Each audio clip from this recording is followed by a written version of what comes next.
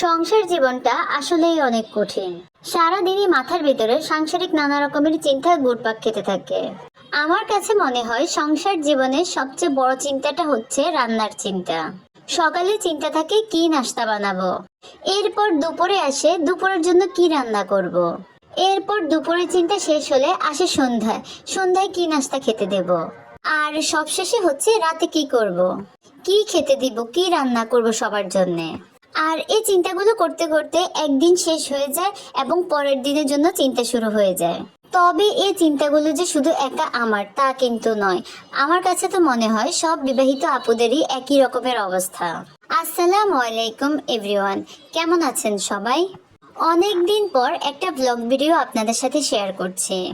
আমার এই ভিডিওটি আপনারা কে কোথা থেকে দেখছেন কমেন্টে কিন্তু অবশ্যই জানাবেন, আর ভালো লাগলে অবশ্যই শেয়ার করবেন।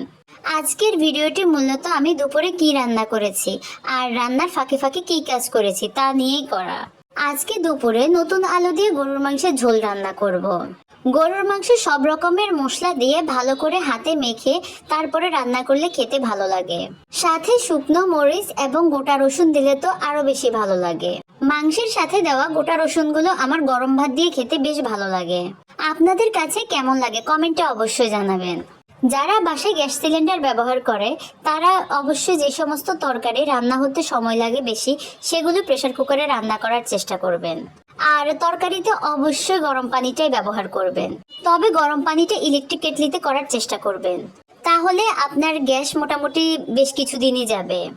বর্তমানে গ্যাস সিলিন্ডারের যে দাম, চুলায় রান্না বসিয়ে দিয়ে অন্যদিকে সকালে কিনে আনা ধনিয়া পাতা এবং কাঁচামরিচগুলো সুন্দর করে বেছে রাখবো।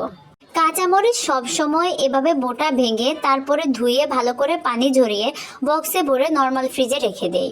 রান্নার সময় শুধু বের করে তরকারিতে দিয়ে দেই। আর ধনিয়া পাতাটাও এভাবে বেছে তারপরে ধুয়ে বক্সে করে নর্মাল ফ্রিজে রেখে দেই।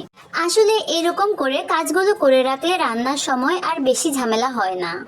আমাদের যাদের হেল্পিং হ্যান্ড নেই, আমরা যদি আগে থেকে এভাবে কাজগুলো গুছিয়ে রাখি তাহলে রান্নার সময় আর বেশি ঝামেলা হয় না। আর এই তো আমার রান্নাটা হয়ে গেছে। আমি একটু ঝোলঝোল করে মাংসটা রান্না করেছি। আমার বাচ্চারা ঝোলঝোল মাংস খেতে বেশি পছন্দ করে, তাই মাংসটা একটু ঝোলঝোল করে নামিয়ে নিয়েছি। রান্না তো শেষ হলো, কিন্তু এরই মধ্যে এক বেসিন প্লেট বাটি জমা হয়ে গেল। আর এই কাজটাই হচ্ছে আমার সবচেয়ে বেশি কষ্টের কাজ। আর শীতের মধ্যে পানির কাজ করা যে কতটা কষ্টের তা কম বেশি আমরা সব আপুরাই জানি। তবে একটা কথা, কষ্ট হোক আর যাই হোক কাজ তো করা লাগবে, না করে কোনো উপায়ও নেই। আর এগুলো ধোয়া হলে মোটামুটি আজকে রান্নার কাজ শেষ। এরপর আবার শুরু হবে দুপুরে খাওয়ার পর। এটাই আমাদের মেয়েদের প্রত্যেক দিনকার রুটিন। তো আজকে এ পর্যন্তই। আমার ভিডিওটি আপনাদের কাছে কেমন লেগেছে কমেন্টে জানাবেন, আর যদি ভালো লাগে তাহলে পাশে থাকবেন। ধন্যবাদ।